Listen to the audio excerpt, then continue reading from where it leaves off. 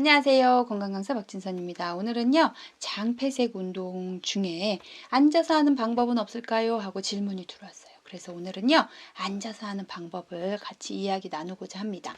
서서 하는 것과요, 앉아서 하는 것에는 크게 차이가 없습니다. 우리 서서 했을 때 제일 먼저 뭐 했죠? 바로 호흡을 했었어요. 앉아서 하실 때도 똑같습니다.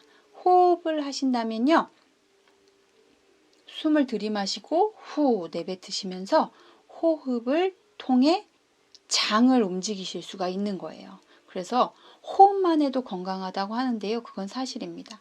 호흡을 통해서 장도 움직이죠. 폐활량도 좋아지죠. 산소 공급이 잘 되니까 뇌의 순환도 좋아집니다. 이렇게 호흡을 잘할 수 있다는 건 대단히 좋은 방법이에요. 그렇지만 우리가 출산을 경험한 여성들은요, 그때 한번 역방향으로 바뀌어요.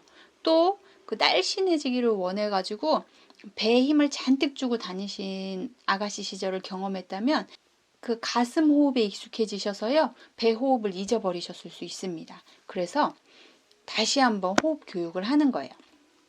숨을 들이마시면 배가 나오고, 후 내뱉으면 배가 들어가고, 다시 한번 숨을 들이마시면 배가 나오고, 후 뱉으면 배가 들어가는 거죠. 이렇게 호흡을 자주자주 해주시면요, 우리의 장은 자연스럽게 움직입니다. 개 중에는 배를 장 마사지라고 해서 배를 막 꾹꾹꾹 눌러주시는 분들이 있는데요, 저는 이 방법을 추천하지 않습니다. 복근이 강력하게 있으셔서요, 복근이 뭉쳐 있을 경우에 배를 꾹꾹 눌러주셔서 괜찮은 분들도 반드시 있습니다. 그렇지만 저 같은 경우 운동은 사랑하지만 몸에 근육은 없어요. 이런 사람들이 배를 꾹꾹꾹 눌러주시면요, 더 심한 장 마비를 일으킬 수 있는 거죠. 장기가 직접 만져지는 걸 그다지 그렇게 좋아하지 않습니다. 그래서 호흡을 하시는 동안 자연스럽게 움직이시는 게 굉장히 중요해요. 그래서 저도 배 마사지를 하고 장 마사지를 합니다. 그렇지만 스스로 움직일 수 있게 움직임을 도와주는 거지 제가 막 그 장을 막 만지지 않아요. 그래서 배를 막 꾹꾹 눌러서 아픈데 막 억지로 하시는 분이 있는데요. 그러시면 안 돼요. 그래서 배의 복압을 유지하시면서요, 호흡을 해주시는 게 아주 좋은 방법입니다. 하지만 이건 약간 테크닉이 들어가는 거기 때문에 병원에 가셔서 물리치료사 선생님들께 부탁을 하셔도 좋습니다. 하지만 내가 그 정도까지는 아니야. 그러면 예방을 하고 싶어. 이러신 분들은요, 호흡을 하시면 됩니다. 그래서 숨을 크게 들이마시면 배가 나오고, 숨을 내뱉으면 배가 들어갑니다. 자, 이제 호흡하는 걸 다 익히셨을 거라고 생각 들고요. 두 번째, 걷기입니다. 제가 서서 잘 걸어요. 그런데 선생님, 저는 다리도 아프고 허리도 굽어서 걸을 수가 없어요. 저는 하루 종일 요새 재택근무여가지고요, 더 나갈 시간도 없고요. 코로나 때문에 밖에 나가기 너무 겁나서 저는 여러 가지 복합적인 병적인 문제가 있어서 요새 조금 더 조심하고 있어요. 이런 분들은요, 앉아서 하셔도요, 비슷한 효과를 누리실 수 있습니다. 그래서 앉은 상태에서 걸으시는 거죠. 하나, 둘, 셋, 넷, 다섯, 여섯, 일곱, 여덟, 이렇게 걸어주시는 것만으로도요, 우리 배의 장에 움직임을 주시는 거예요. 같이 한번 걸어볼까요? 하나, 둘, 셋, 넷, 다섯, 여섯, 일곱, 여덟, 둘, 둘, 셋, 넷, 다섯, 여섯, 일곱, 여덟, 셋, 둘, 셋, 넷, 다섯, 여섯, 일곱, 여덟, 넷, 둘, 셋, 넷, 다섯, 여섯, 일곱, 여덟, 이렇게 반복을 해주신다면요, 장의 운동을 효과적으로 도울 수 있다고 생각합니다. 여기서 마지막이죠. 세 번째, 골반의 위치예요. 우리가 서서 할 때 허리 끊기를 제가 강조해서 말씀드렸어요. 허리 끊기를 강조한 이유는요, 허리를 끊어줌으로써 우리 몸의 중심이 바로 잡힙니다. 우리가 골반의 움직임을 어떻게 만들어 주느냐에 따라서 움직임이 변화해요. 그래서 골반이 뒤로, 우리 앉아있는 자세가 보통 이런 자세잖아요. 이런 자세로 반복되어 앉아있다는 건요, 우리가 등이 굽어 보이지만 사실은 골반, 허리가 굽어져 있는 거예요. 허리 골반을 이렇게 세워주시면요, 어때요? 등은 아무런 문제가 없습니다. 이렇게 이렇게 골반을 세워주시는 거죠. 앉아있으면 나도 모르게 등이 굽어요. 이렇게 하지 마시고요. 골반을 세워준 상태에서 뒤로 앞으로를 반복해 주시는 거예요. 이렇게 골반을 움직여 주시면요. 숨쉬기도 훨씬 편해지시고요. 나도 모르게 배가 움직이기 시작합니다. 골반을 세운 상태에서 말을 해보시든지 하하하하 웃어보시면요. 아랫배가 막 움직이기 시작하거든요. 그러면 장도 자연스럽게 원활하게 움직이기 시작합니다. 자, 어떠신가요?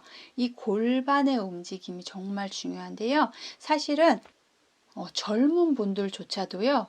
골반을 뒤로 하신 분들 너무너무 많아요. 그래서 확인하는 방법이 있습니다.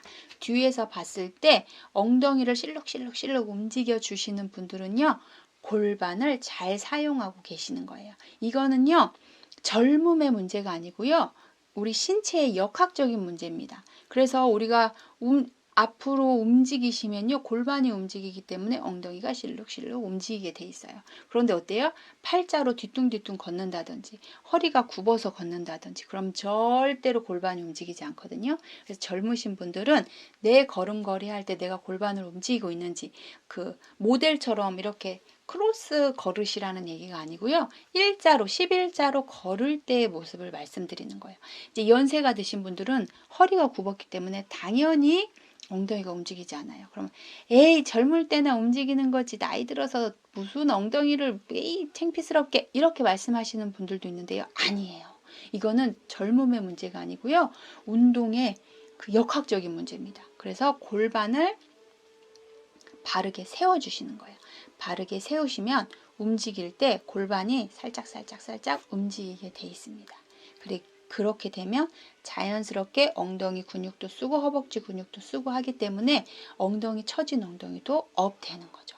우리가 연세가 드실수록 조금씩 근육이 빠지는 건 너무나 당연한 이야기지만 이게 움직임까지 영향을 주면 안 될 것 같아요. 그래서 다시 한번 해볼게요.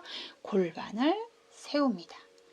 이제 이 골반을 세우는데 너무 오래돼서 너무 많이 굽었을 경우엔 잘 안 돼요. 그렇지만 노력을 하셔야 돼요. 이 골반이 계속 뒤로 밀려서 짧아진다는 건요. 절대 팔이 올라가지 않아요.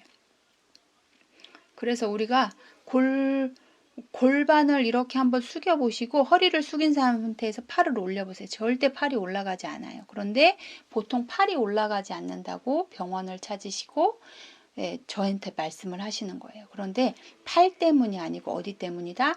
골반 때문이다. 젊으신 분들 중에서도 어깨 아프신 분들 중에서 이렇게 테스트 해보면요. 골반을 이렇게 뒤로 한 상태에서 이것만 올리려고 하다가 무리가 돼서 어깨가 아프신 분들도 있어요. 그렇기 때문에 제일 먼저 팔이 문제가 되고 어깨 관절에 문제가 생기면요. 골반을 먼저 확인해 보실 필요가 있습니다. 자, 골반을 세워주시면 장의 운동이 훨씬 더 활발해집니다. 골반 세우신 상태에서 앉아서 걸으시기만 하셔도요. 장 기능이 훨씬 더 좋아질 거라고 생각됩니다.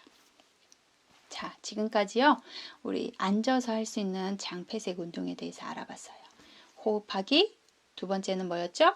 앉아서 걷기. 세 번째는 골반을 정상화하기. 굽어진 골반만 세워주셔도요.